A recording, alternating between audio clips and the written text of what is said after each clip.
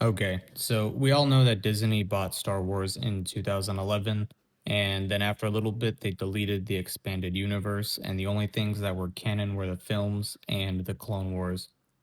They did this because the old EU was admittedly a mess, and it was an effort to set the stage for future projects, plus clean up the timeline.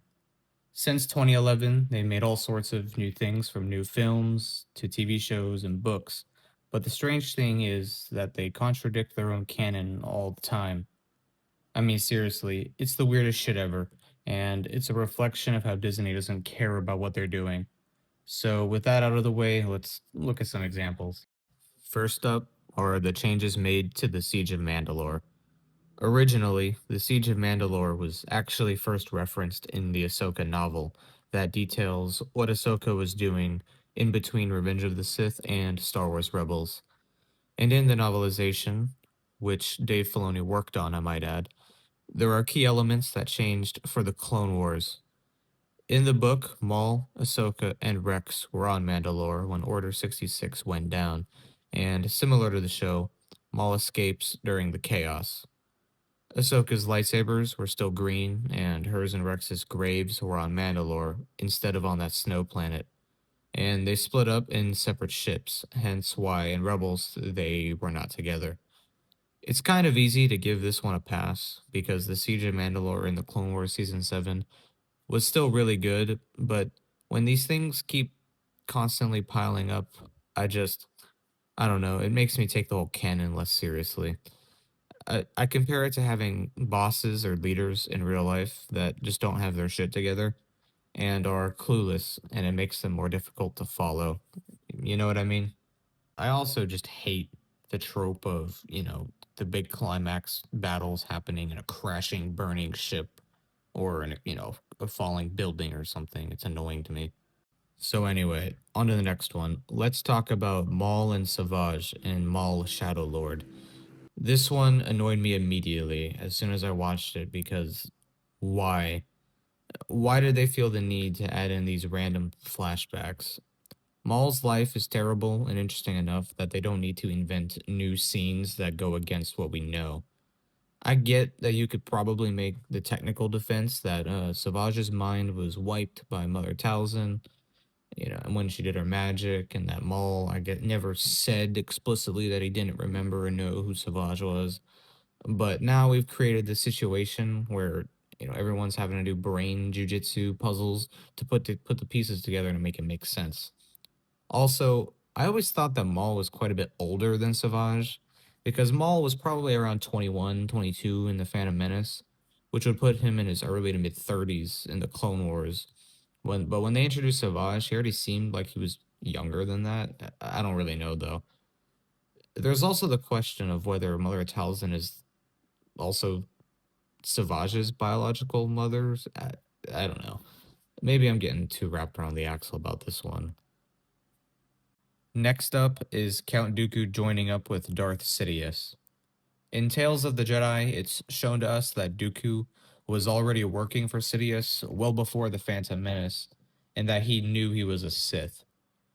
It just doesn't make any sense for Dooku to know that Palpatine is a Sith when Palpatine already had Darth Maul as an apprentice. This is also before Palpatine had set his eyes on Anakin, and he fully intends Darth Maul to be his right hand before getting diced up by Obi-Wan.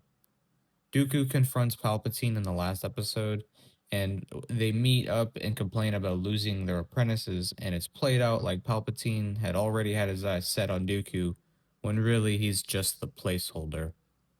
Dooku is also still part of the Jedi Order in Tales, even though in the books Master and Apprentice and Jedi Lost, he had already long since left the Jedi.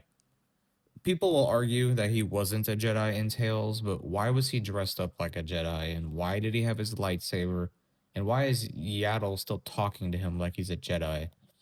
And why is he also talking about betraying the Jedi even though he already left? Uh, If you wanted to appear like he's just visiting for Qui-Gon's, post funeral, then just make it obvious that he's clearly not a part of the Jedi.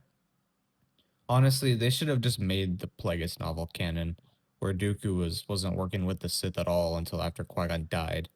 It was just portrayed there as more of the final straw for him turning to the dark side, and that it just makes so much more sense. Moving on, we have the Dark Disciple book where Ventress dies at the end, and it's a beautiful send off for her with Obi-Wan and Gwendolyn Voss returning her body to Dathomir. In Tales of the Underworld, though, we see her come back to life through Night Sister magic mumbo jumbo, and she shows up in Bad Batch as a sort of a rogue character. I already know people are gonna come at me with this one because Darth Maul was also killed and brought back to life, and I'm not complaining about that.